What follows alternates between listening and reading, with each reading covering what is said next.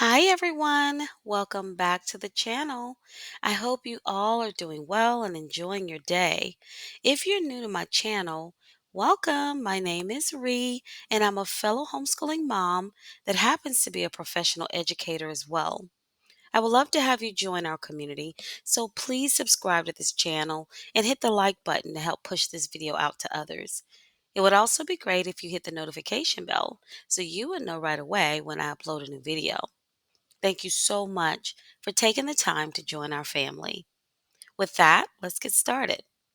Okay, so today we begin our series on key components of post secondary plans.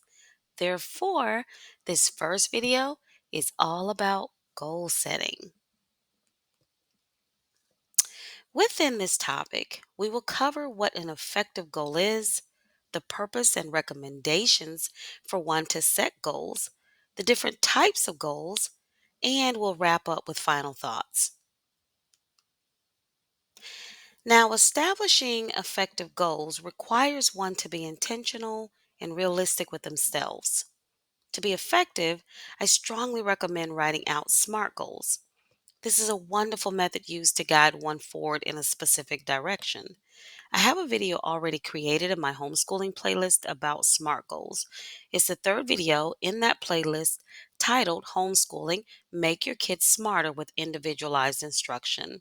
You'll see a screenshot of it here on the screen. It's really good if you've not already seen it. Please pause this video for now and go watch it in order to help you further understand the information shared in this video. Basically, though, you'll want to create goals that are written clearly and specifically, that are measurable, achievable, relevant, and time bound. Hence, SMART goals. So, again, check out my video that addresses SMART goals if you haven't. High school juniors or seniors, well, and even ninth and 10th graders can apply this method. I simply suggest making sure they understand the importance of setting goals. When they understand the purpose behind the things we ask them to do, they may place more value on it. They need to know this is a life skill that is meaningful and once learned can really benefit them in all areas of adulthood. For example, goal setting is a great way to motivate us to accomplish something. It also helps with identifying a focus and maintaining it, as well as gives us a sense of direction in identified areas of our lives. Now, when setting goals, you want to place emphasis on written documentation.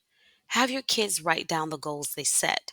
Putting their goals in writing makes them more tangible and helps them learn how to make and keep commitments, as well as provides a concrete way to teach them about accountability. This sets the tone for our goal setting purpose and recommendations. In order to set goals, I recommend encouraging them to break their goals down into smaller steps. By doing so, they can make them more manageable, which is helpful to a teen that's learning how to set goals and work toward achieving them. They can break their goals into smaller steps by dividing the larger goal into smaller milestones. They can easily track their progress toward achieving the larger goal when they see accomplishments along the way.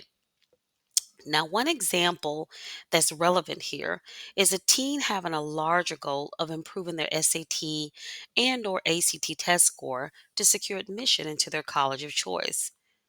Now, the smaller goals that allow for them to meet easy milestones along the way are things like identifying a target score they need for the college of choice, taking a practice test to gauge their current ability level, create a study plan that supports their individual need that moves them toward achieving the larger goal, gathering their study resources, scheduling practice tests at set times that helps them track their progress toward the larger goal, adjusting the study plan as needed in order to improve their score, registering for an SAT and or an ACT by the identified deadlines, and continuing with their practice sessions following a set study schedule leading up to official testing days.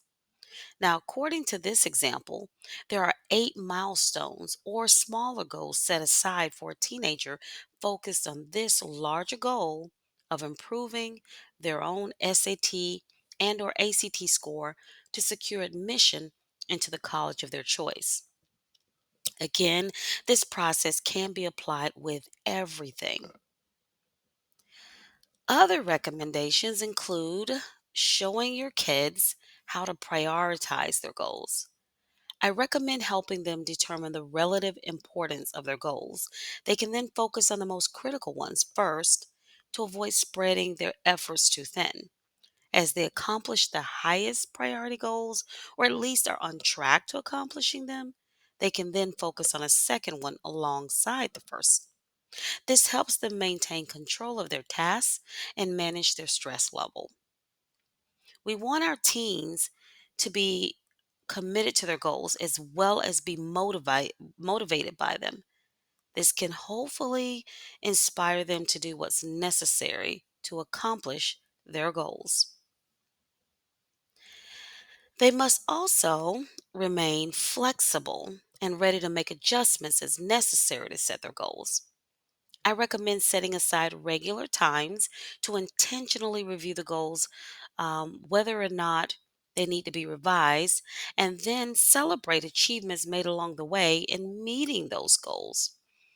Celebrating is one of those things that every person wants to experience. So, of course, our teenagers, as they're learning how to set goals and stay focused, get laser focused on them, celebrations will prove to be very invaluable for them. Having them acknowledge the things they accomplish, those smaller milestones along the way, for sure will motivate them and help keep them focused. Since we want to teach our teens about accountability, we should consider having them share their goals with someone outside of us that could partner with them to hold our teens accountable. This person could be a family member, a friend, a coach, or one of their mentors, as long as it's someone they truly look up to and value that person's opinions.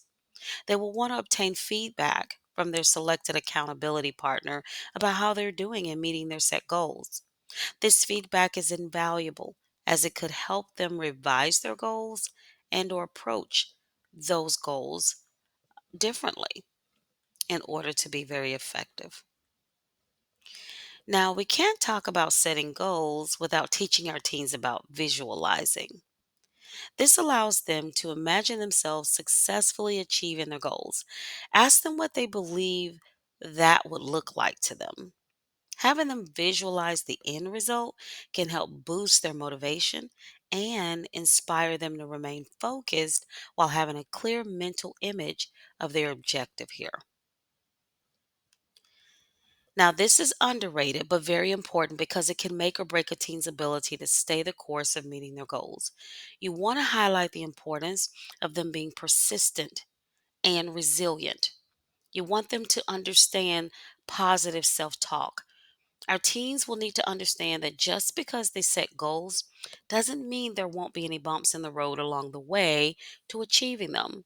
That's life, unfortunately, and they must be conscious of that so when challenges do come, they are mentally and emotionally better prepared to deal with them.